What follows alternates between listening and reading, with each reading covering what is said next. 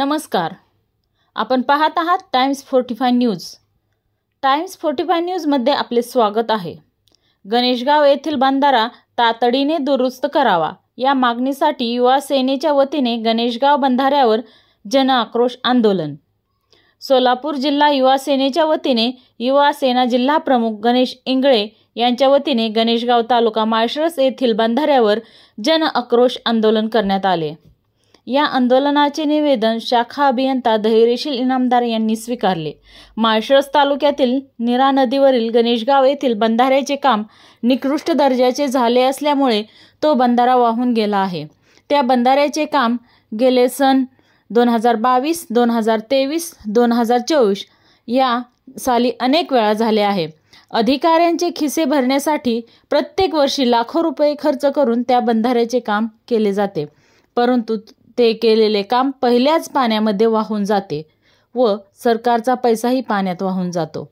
त्यामुळे गणेशगाव येथील बंधाऱ्याचे काम आतापर्यंत किती वेळा झाले, तो बंधारा आतापर्यंत किती वेळा वाहून गेला, या बंधाऱ्यास लाखो रुपये खर्च केलेले ते संबंधित अधिकाऱ्याकडून व ठेकेदाराकडून वसूल करण्यात यावेत. या बंधाऱ्याचे काम तत्काळ करून शेतकऱ्यांना शेतीसाठी पाणी अडवून द्यावे. तसेच माळशिरस तालुका व इंदापूर तालुक्याचा दळणवळणाचा तुटलेला संपर्क त्वरित चालू करावा, अन्यथा युवा सेना अधिकाऱ्यांना खुर्चीवरती बसू देणार नाही व संबंधित कार्यालयाला टाळे ठोकेल, असा इशारा युवा सेना जिल्हा प्रमुख गणेश इंगळे यांनी दिला आहे.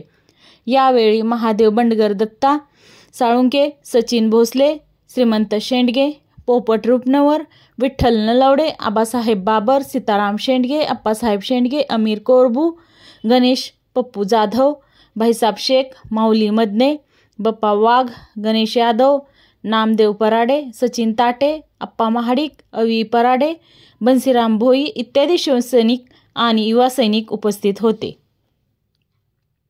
उपसंपादक नूरजहां शेख, टाइम्स 45 न्यूज, गणेशगाव, अकलूज.